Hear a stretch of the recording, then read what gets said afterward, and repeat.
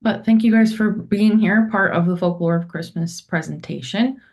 We will go through all the slides. There's two videos in here. If you have any questions, thoughts, comments along the way, feel free to just kind of shout it out or write it in the chat. It'll pop up at the top of the screen for me. So we'll have open dialogue along the way. But yeah, wanting to kind of get started with not Christmas, but Halloween. So when we think about folklore in general, a lot of people will almost automatically assume that most of the folklore that is sort of celebrated today would come from Halloween. And that's not necessarily wrong, but a lot of things are stemmed more from nature than they are from the actual holidays themselves. So, for example, a lot of what we're going to talk about tonight is the pagan background of Christmas and the Christmas time season.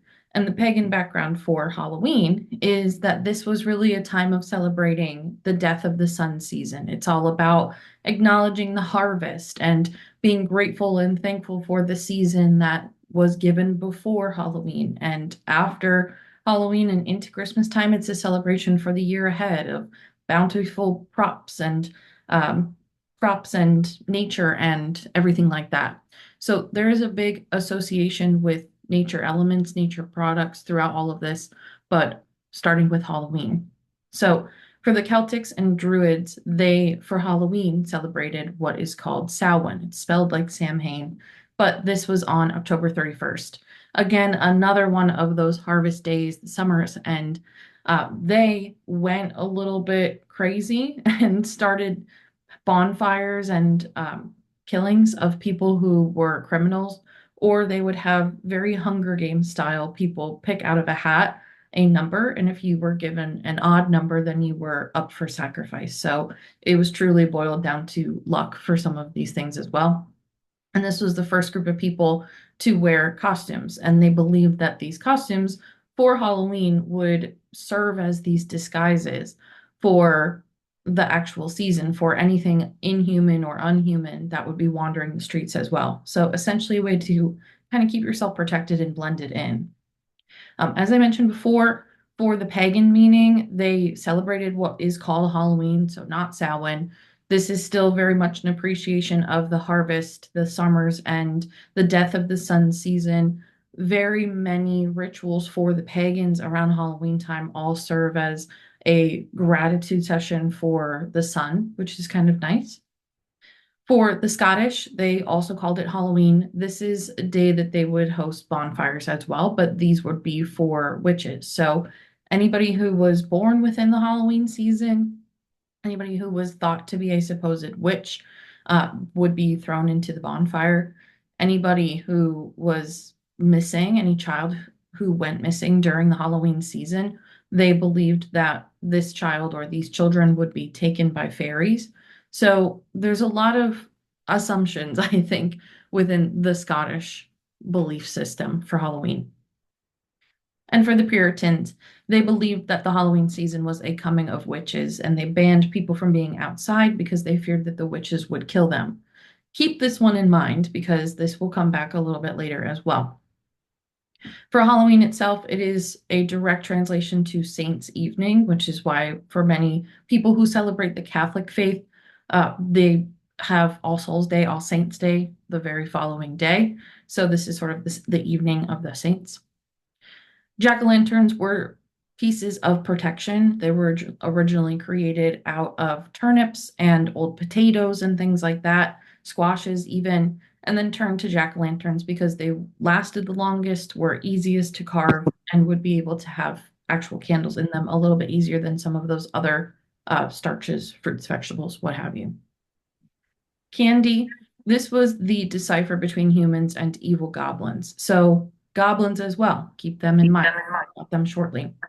But goblins were thought to be these evil, unhuman creatures who would come out on Halloween season and essentially go trick-or-treating. But they didn't like candy. So the reason of handing out candy is anybody or anything that rejected candy would be kind of known to be a goblin. So then you would know who's a child, who's a goblin.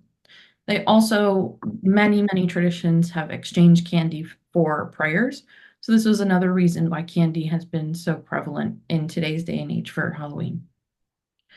For costumes, this is a way to disguise yourself, to blend in with the good and evil spirits that roam in the evening. This is the same thing that the Celts and the Druids celebrate. This is an origination from them. For trick-or-treating in general, this is really about Mischief Night more so. I think it's a very northeastern United States thing to celebrate Mischief Night or know about Mischief Night, but Mischief Night would be the night before Halloween when people would do pranks and throw eggs and TP people's houses, different things like that. And so it would be sort of like a Sour Patch Kid moment of first they're sour on Mischief Night, and then the next night you would come around and hand out candy and take candy and things like that. The first time that was ever really seen of this idea of trick-or-treating was more recent than not, especially for the United States. This came from a Peanuts comic in the 1950s. So it's not some ancient thing that's been done forever and ever. It's a little bit more recent than you might think. And then the colors of black and orange for the season. Orange represented the harvest, which again goes kind of back to what we're talking about, more nature elements and respect. And then black is the color of the death of the sun. It's also more of an acknowledgement that nighttime is longer during the season. So that's where these colors come from. So that's the background of Halloween. We're not going to talk about Halloween anymore, but wanted to give this preface to the rest of what we're going to talk about, simply because you'll start to see some of those overlaps in themes. For Christmas, so before we get into actual Christmas, what's thought of as one of the original Christmas celebrations, what was called Saturnalia. So Saturnalia, which was held in mid-December, is an ancient Roman pagan festival honoring the agricultural god Saturn. It was a week-long lawless celebration held between December 17th and 25th, where no one could be prosecuted for killing, raping, theft, really anything usually against the law. Because of when the holiday occurred, near the winter solstice, Saturnalia celebrations became the source of many of the traditions we now associate with Christmas, such as wreaths, candles, feasting, things like that. Saturnalia was officially banished as a holiday and absorbed into Christmas in 336 AD by Pope Julius I to honor both Jesus and Saturn in one holiday. So obviously, the Christmas that we know of today does not include this purge of sorts where everything is legal and there are no consequences, but this is really the more untamed version of Christmas. They still did all of their feastings. They still celebrated the season. They still got together with their family. It was all almost exactly the same, just a little bit more of an appreciation for the harvest. And then this sort of, like I said, almost purge-ish week-long thing.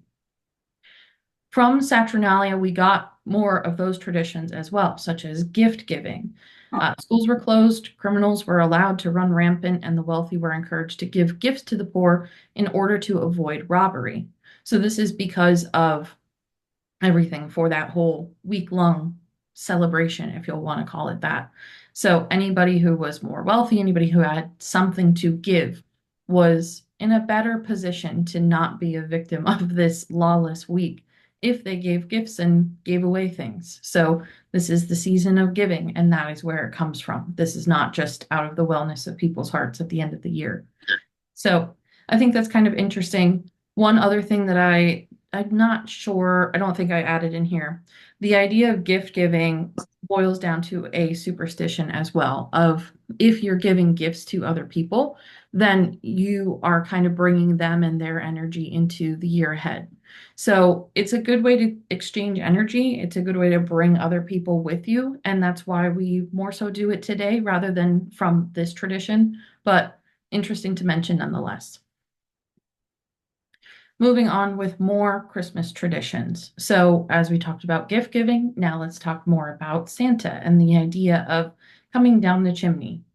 So Scottish and English legend tells of a helpful household spirit that enters and exits homes at night through the chimney. In the Middle Ages, witches were also thought to pass into the homes through chimneys. In Greece, goblins were known to crawl into homes through the chimney and terrorize the families within. In America, Goblins slipped down chimneys to reward good children with oranges and punish naughty ones with a whip. These goblins would watch the families throughout the year, make their judgments on solstice, which is the actual winter time season, December 21st every year. Thus, the tradition of good or bad news floating down the chimney stuck onto Santa. We'll talk about naughty and nice in a little bit as well, but many of these themes continue. This goes back to trick or treating. It's there are bad things, there are good things, and there's a little bit in the middle. And are you holding yourself accountable for your actions from the year ahead, from the day ahead, from the night ahead of moving on forward? So I think it's very interesting that, again, this sort of bleeds into the Christmas time traditions as well. For our Christmas tree, I think this is probably the most common knowledge of the folklore of the season. It's this idea of bringing in the Christmas tree for more than one reason. So I'll read it to you. This roots all the way back to the Egyptians who would fill their home with green plants to remind the sun to shine once more and bring fruitfulness to the harvest. The Celts decorated their Druid temples with evergreen boughs, which signified everlasting life. I'll add in here holly does the exact same thing. So evergreen and holly does the same purpose, signifies everlasting life. The tree decorating we see today has its roots in paganism, where the pagans would bring a wooden tree into the house to keep the earth spirits warm during the cold months. They would hang food and treats from the branches for spirits to eat, and bells for spirits to chime to show appreciation to the tree owner. A 5-star pointed star was placed at the top of the tree to represent all 5 earth elements: earth, air, fire, water, space, or metal, depending on what you choose as your 5th element. So obviously there's a lot of different reasons for having a Christmas tree. Really, the most close folklore that we follow is just from sort of bringing in the outdoor spirits into our own homes to keep them warm. So it is funny, that is the tradition of ornaments, and the thought of having fairies or spirits in your tree is really scary, but good to kind of talk about nonetheless. Continuing on with some of these traditions.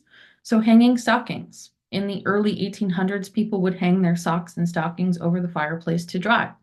One night on Christmas Eve, it's said that St. Nicholas came down the chimney and dropped pieces of gold on his way, being placed into stockings as he climbed out. Since then, people of all ages have been hanging stockings for St. Nick in hopes that he'll slip in some gold. Another reason for having stockings and hanging stockings, as we mentioned the goblins before, which we'll talk about in a little bit, the thought that the goblins would come down the chimney, if they saw stockings or no stockings, then they would know whether people were living there or not living there. And if there was nothing in the stockings, this is where they would sometimes drop in coal or other dust from the actual chimney itself.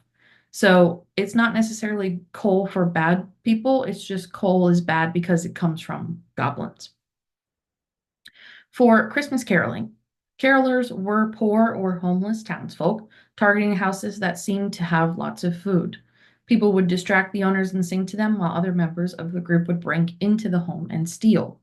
This is similar to the thought of giving gifts to not have your house robbed, but this is really, Christmas caroling is sort of the ultimate heist, the ultimate prank in a way. So that is not very wholesome. For the mistletoe, it is considered to be a highly sacred plant involved in several pagan rituals. In the Roman world, mistletoe honored the god Saturn. To keep him happy, they would perform fertility rituals underneath sprigs of mistletoe. Your imagination with that. In the world of the Druids, mistletoe symbolizes peace and joy. In times of war, if enemies were to meet underneath woodland mistletoe, then they would drop their weapons and form a truce until the next day.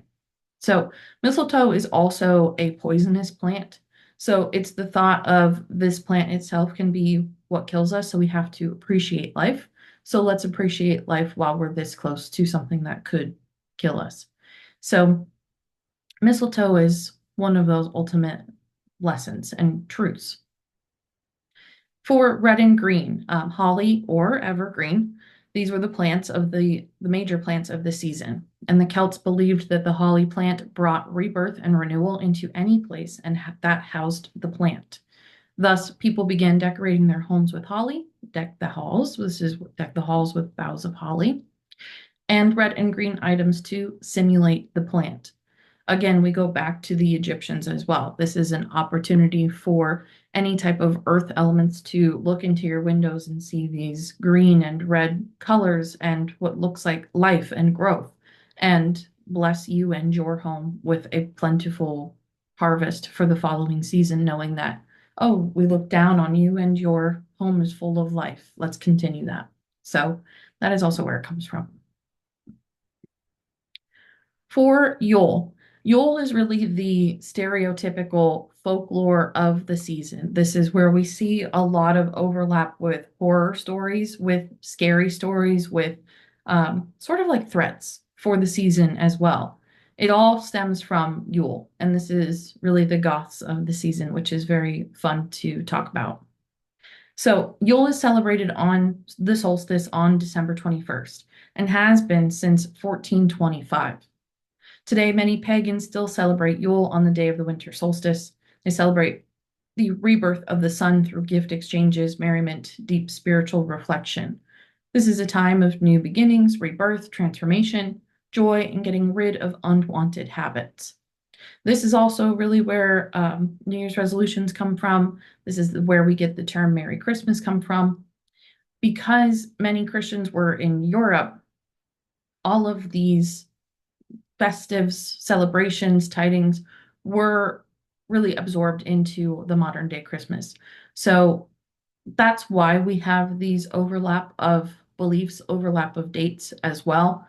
But for Yule on the actual solstice, that's that's what's celebrated. That's the day. Christmas itself doesn't really have anything to do with it. The 25th has nothing to do with it. There is a discussion on the 12 days of Christmas. So from December 20th to January 1st, these are the 12 days of Yule. This is considered a sacred period and called Yuletide, belonging to neither the old year nor the new. It's the time to set intentions, celebrate, keep vibrations high, giving us the phrase of making spirits bright. So many times and many people for these 12 days of Yuletide, every single day would write down something that they wanted to welcome in for the new year and write down one thing that they wanted to release from the year prior. So essentially, you would have 25 pieces of paper that you would, or 24, that you would burn every single day for a different day. So I want to replace my eating habits with good eating habits. So I'm releasing bad habits, I'm welcoming in new habits, things that are related to each other. You would burn it and then you would move on to the next day. So it's just sort of a dramatic version of setting intentions, setting resolutions, and going from there, but for a specific period of time. For gift giving, again, from Yule, this was the first celebration on record to reveal a gift exchange between two people, exchanging energies in the form of physical presents. In order to move into the new year with specific people, gifts or goods had to be exchanged to keep that energy connection tethered. That's what I was mentioning before, one of those sort of superstitions. This is not the only group of people, this is not the only celebration that believes in this side of gift giving. So interesting to note. For elves. In Scandinavia and Germanic folklore, Yule lads, or elves, were gnomes with magical powers to protect homes from evil spirits during the solstice time.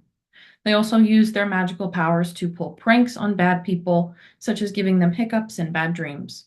It was also believed that if you placed a bowl of porridge in front of your door at night, you'd avoid being the victim of the elves' pranks. Hence the tradition of leaving food out on Christmas Eve, since Santa himself is also an elf. He's just head elf, many times you've probably heard. These elves will visit the homes from December 12th to the 24th to leave presents and play pranks. Hence, again, the 12 days of Christmas. 12 is, I think, kind of obviously a very big number during December because it is the 12th month, but you have the 12 days of Yuletide, you have the 12 days of Christmas. There's so many 12s that it's uncanny. In Iceland, in modern time, 13 Yule lads still rule the land each holiday season. Each Yule lad has its own personal prank, which is represented in each of their names. Kind of like Snow White and the Seven Dwarfs, like each of them have something associated to them. Many festivals in Iceland show photos and craft snowmen in the shape of these Yule lads to honor the tradition. The Yule cat I have as an asterisk. This is acknowledged, it's not really celebrated, only in Iceland. It is supposedly this giant cat that goes door to door every single not Halloween season, Christmas season. And this Yule cat will come to your door looking for warm winter clothing.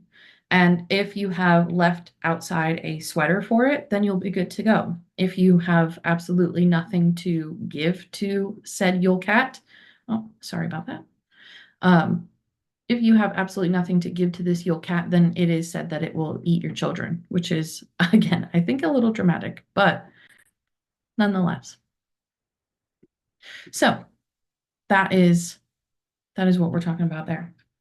So moving on to St. Nicholas. So St. Nicholas was a kind monk. This was an actual person. There is evidence that St. Nicholas existed. He was a monk who traveled town to town, dispersing his wealth to children and to those in need. After his death, the townsfolk honored and celebrated him on December 6th each year by giving gifts and toys to children in his name. December 6th to mention because December 6th was said to be his birthday. In 1770, a Dutch family immigrated to America and brought their celebratory traditions with them, and a wood carving of St. Nicholas as a round, white-haired man, spreading Sinterklaas or St. Nicholas in Dutch, directly translating to English as Santa Claus, to Americans. In 1822, the well-known tale "'Twas the Night Before Christmas" was written, giving magical powers to this Santa figure, flying with reindeer and going down a chimney. In 1840, the first commercialized Santa was created and displayed at a shopping mall in Philadelphia, bringing people from all over to see the character while also being encouraged to do some shopping. It wasn't until 1940 that the story of Rudolph was born, taking the story of reindeer and accounting for a need for light. Thus, Christmas today, that we know today, was really truly born. What you'll see in that picture there, it says Groton von St. Nicholas, which is just greetings from St. Nicholas. I'll show you another greeting card in the next slide as well. But these greeting cards were really the first version of Christmas cards, and they would be sent to anybody in your neighborhood, any of your family members, and it would be a symbol of just good luck and wealth that hopefully, ideally, St. Nick will come and bless you with his wonderful communityness, volunteerness. He's just a good guy, essentially. So that is why Santa looks like Santa. That is why we celebrate that. And we'll get into the actual date of December 25th shortly, but December 6th is still St. Nick Day. And the night before, on December 5th, is Krampusnacht. So, St. Nicholas was said to have a counterpart, a creature named Krampus, a half-man, half-goat creature whose lore was born in Austria as the result of a paganistic practice on the solstice, bringing him to Earth from hell. To mention as well, there are about half the people who believe that Krampus is actually real.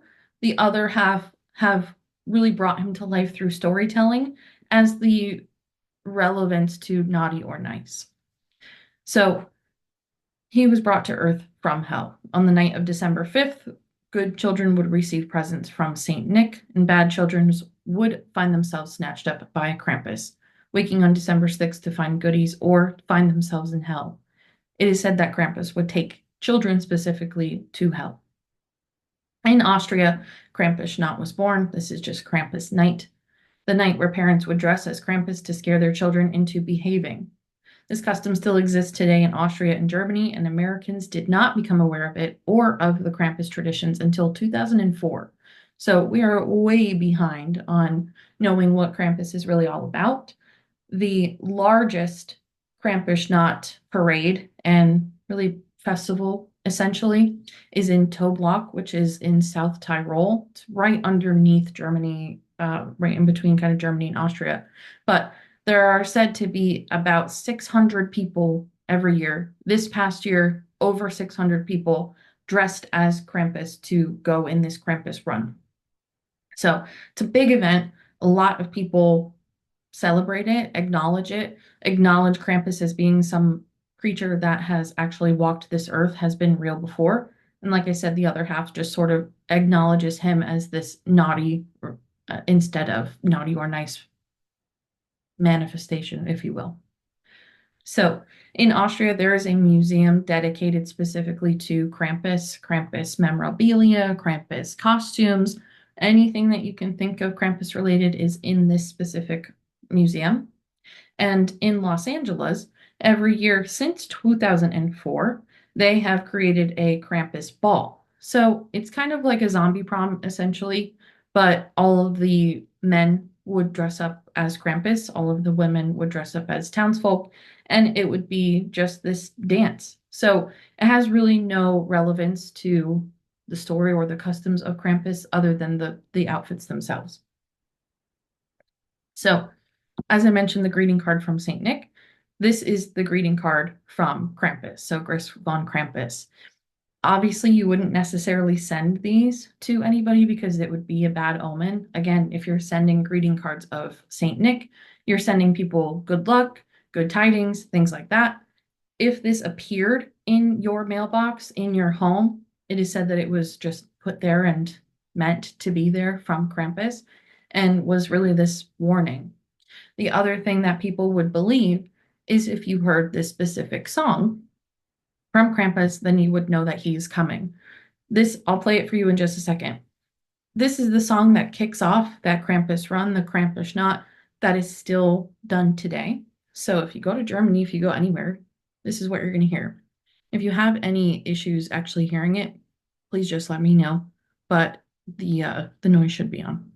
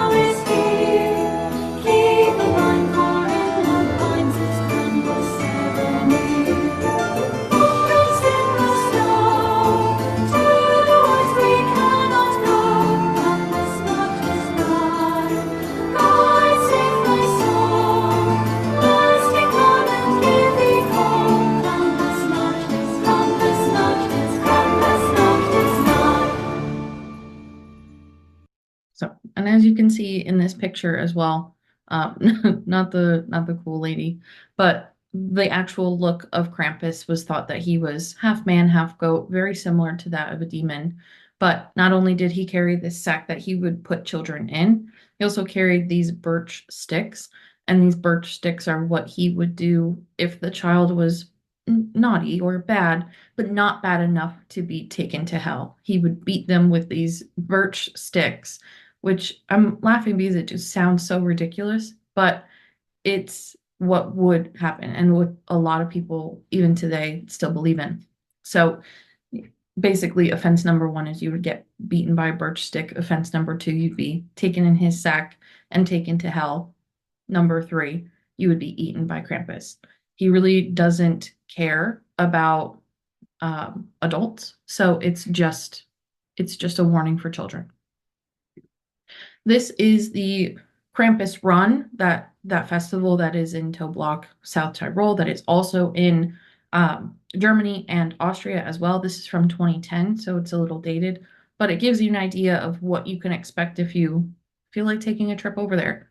We won't watch the full 8 minutes. It's just cool to kind of see all their outfits.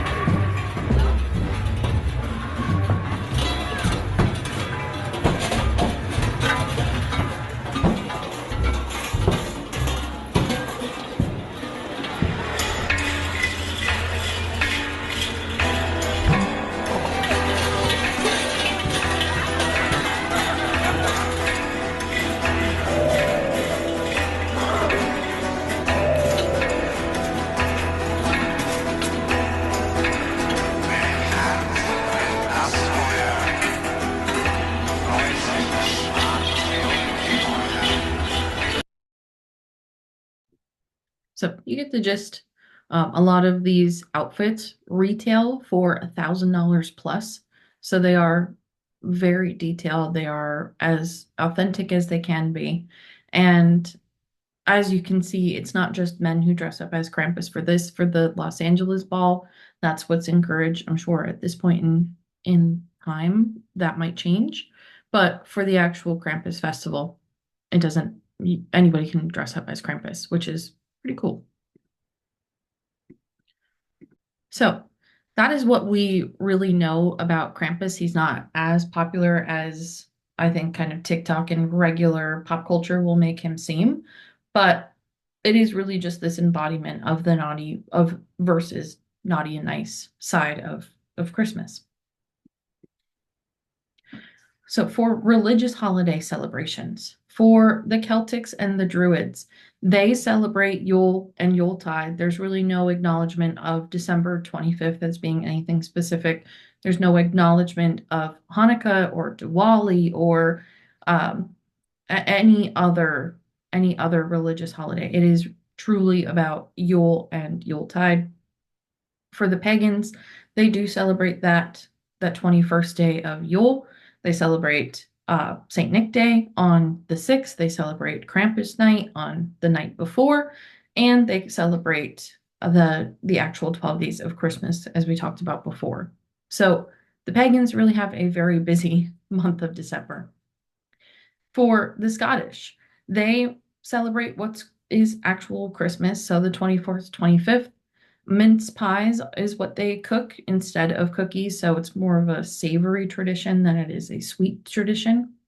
And they believe in this character kind of called Father Christmas. So he's more of an embodiment and a spirit of the season rather than an actual person who's said to have been here and giving and handing things out. So Father Christmas is just sort of this ghost of Christmas, essentially. And that's who they pray to, that's who they believe in, and they just take the Saturnalia day into consideration for the celebrations of December 25th, rather than having any ties to Jesus himself. And for the Puritans, they used to celebrate Yuletide, but they ended up banning any celebrations of it. So they don't celebrate anything during the entire month of December. They don't acknowledge January 1st as the new year. So they have the total opposite of the pagans, a very boring month of December. For some superstitions. So, when we talk about different superstitions, these can come from many different locations, belief systems, anything like that. But everything that is on this list is what is still acknowledged and celebrated today.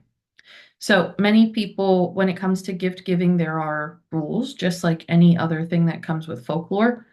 I think if you ask me just a very simple definition of folklore, it is supernatural spirits giving you rules to follow. So when it comes to gift giving, yes, it is that acknowledgement of who you want to bring into the year with you, what energy you kind of want to exchange, but there are rules that come with that. So there are certain gifts not to give. The idea of giving someone a clock represents that time is running out on your relationship. For the idea of giving people shoes, it is that you are giving them the tools to run away from your relationship. For knives, it is thought that you are cutting your relationship short.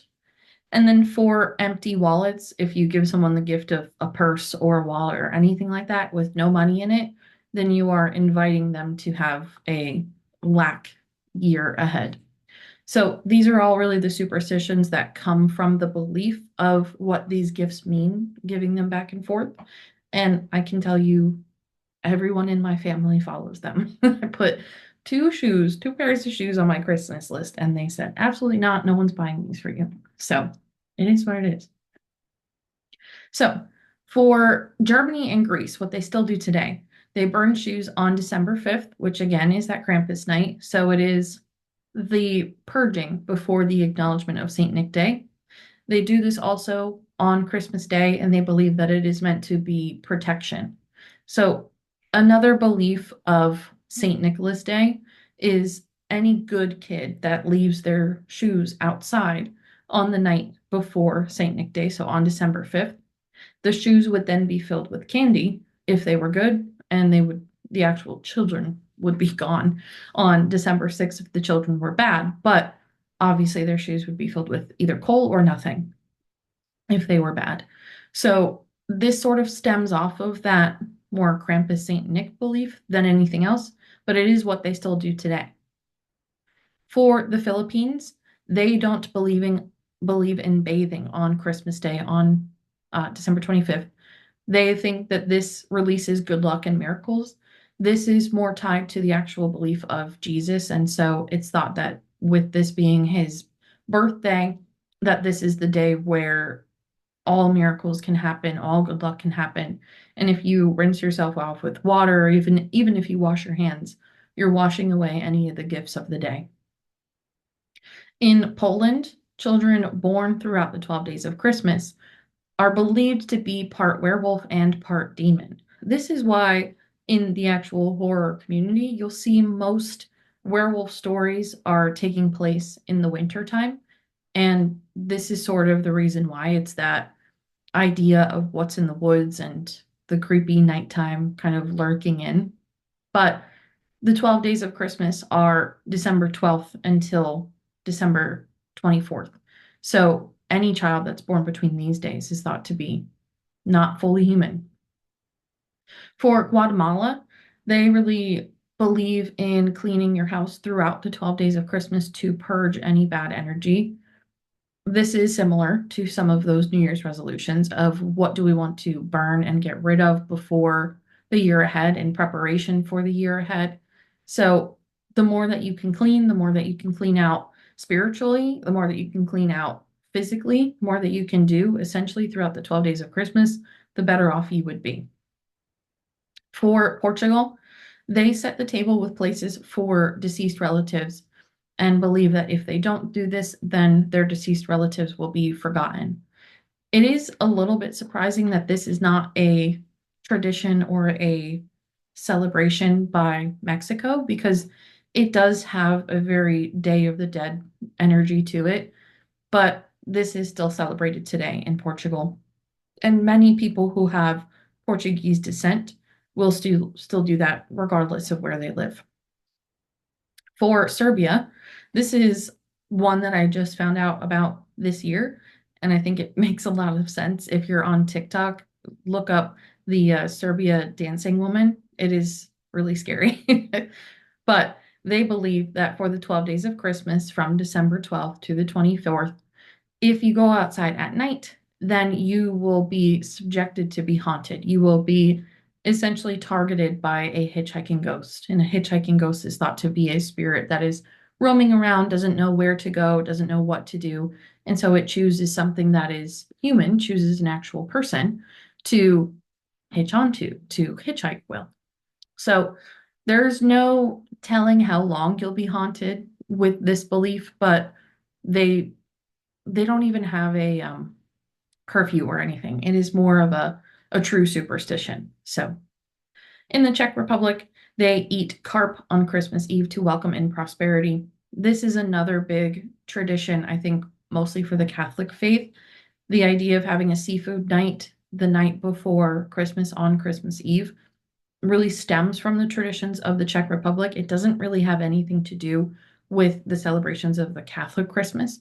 So it is interesting to see these things sort of cross. For the paranormal at Christmas time, of course, the season is spooky. Wintertime is spooky. There is this situation, I guess you can call it, called the Wild Hunt. In the depths of winter, pagan traditions included a belief in a ghostly procession across the sky, known as the Wild Hunt. Many people believed that any fog that appeared during the cold months was not weather, but rather groups of spirits traveling together. There's no real why behind this tradition, this belief, and it's not specific to Christmas time, but worth mentioning nonetheless because it really does kick off with the month of December. So anytime you look up at the sky, specifically at night, if you see any fog, any group of what look like stars going together, shooting star, most likely the belief is that this is not stars, these are not planes, it's not regular fog, but rather they are groups of spirits traveling together. So maybe it has something to do with kind of seeing your breath in the cold month. I would wonder if they have any ties together, but regardless, again, this is not necessarily Christmassy, but worth mentioning. For the story of A Christmas Carol, this was the first tale of spirits or ghosts that are involved in Christmas time storytelling by Charles Dickens in 1843. When it comes to an actual written story, an evolved story, this is where that comes from. Backing it up two steps, in the Victorian era, on Christmas Eve, they believed that if you spoke of lost loved ones, anyone who has died from the year before or the year that you're still in, then you would be doing yourself a service by not only purging them, remembering their memory, but also inviting spirits to the table because you're essentially evoking them, invoking them. So the Victorians started this tradition of telling ghost stories on Christmas Eve, which is where A Christmas Carol was really inspired from, but this was the first written story of ghosts of Christmas.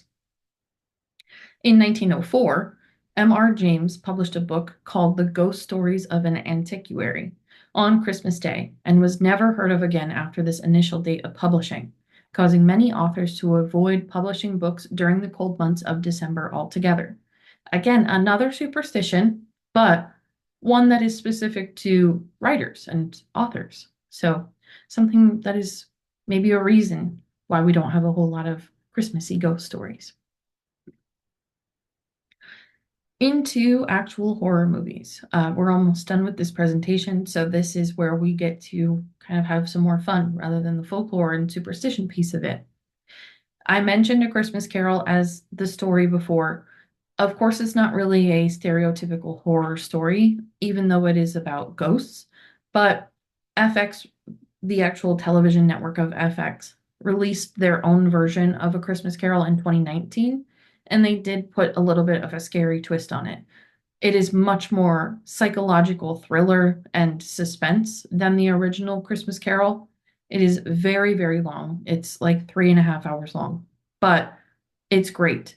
It's as if, in my opinion, it's as if John Kramer from Saw was not violent and was Christmassy. So I really like that version. I think it would be far enough into the horror world to be classified as a Christmas horror movie. Next, we have Black Christmas. This came out in 1974, originally was remade again in 2006 and 2009. The 1974 version, all of the versions are about really this killer that is inside of a sorority house, antagonizes the sorority sisters that are still there at the end of the school season, right before Christmas break. And it's a traditional slasher Christmas movie and slasher movie in general. It's the same idea of the call is coming from inside the house type of horror movie. So it is a classic. Doesn't necessarily mean that it's great, but it is a classic horror story for Christmas. Silent Night, Deadly Night came out in 1984. This is the first true Christmas horror movie. Black Christmas, yes, was made before this, but it's again, it's a slasher, and it just so happens to be the holiday season. Silent Night, Deadly Night follows this story of a very sad family during Christmas time and a complete mental break after that with this man who dresses up as Santa and goes and kills people. So it is actual Santa, what's going on, well, someone dressed as Santa, what's going on, and the horror of that night of that season. In 2015, Krampus came out. There are 13 movies total that all talk about Krampus, that are all about Krampus, some more low budget than others. But Mike Dougherty, who created Trick or Treat, and the character Sam, if you're familiar, looks like a little pumpkin boy.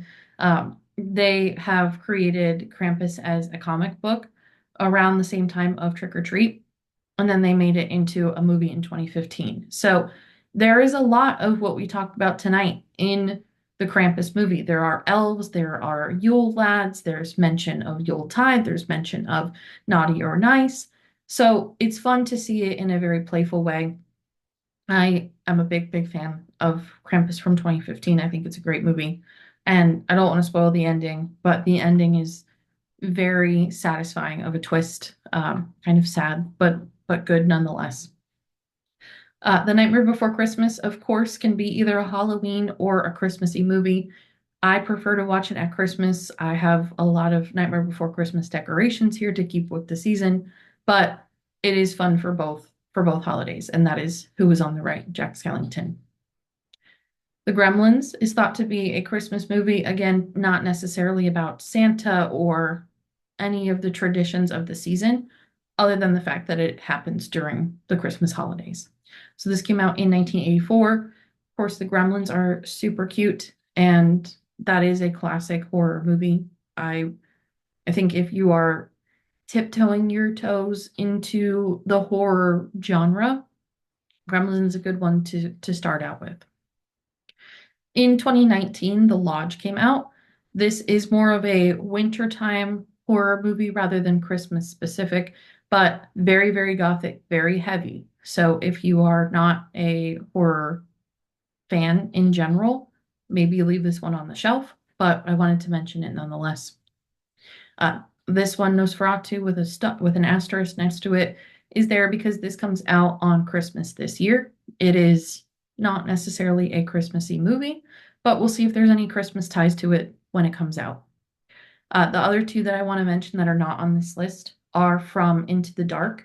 So Blumhouse, who creates a whole lot of horror movies, have created this anthology of horror movies that are on Hulu specifically. I think they were on Prime for a little bit, but now they're back on just Hulu. And these movies are quirky, but some of them are fun. And so they created a Christmas horror movie called Puka. And this is very Five Nights at Freddy's. This is very Chuck E. Cheese meets horror. And it's a little bit of a cross with the horror movie called Clown, which is about this father who dresses up as a clown and for his son's birthday party and starts to morph into the clown. So someone is dressed up as Puka, which is this mascot for the holiday season, and starts to become and embody Puka as a character of its own. So Puka is a Christmas movie from them.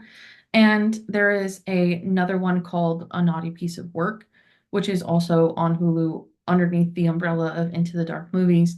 And A Naughty Piece of Work, I'm a big fan of it. I think it's fun. It is a corporate Christmas party, and it is these two individuals, these two employees who are competing for a promotion and to keep their job for the year following.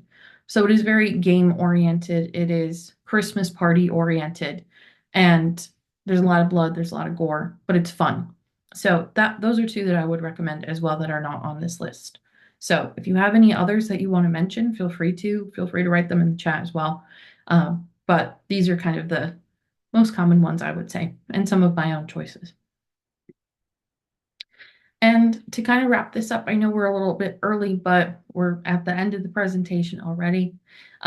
Traditions and holiday celebrations are rooted in authentic spirituality, rituals, religions, respects, folklore. You know, if you look at the list of folklore characters at large, Krampus and Saint Nick do fall on that list. And it's funny that Saint Nick falls on that list because there is evidence that he was actually here.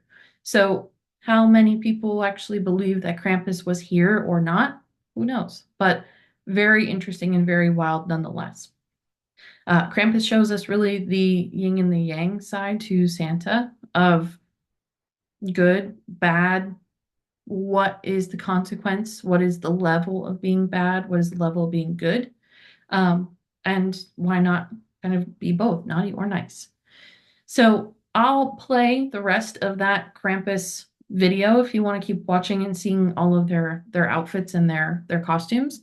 I'm going to stop recording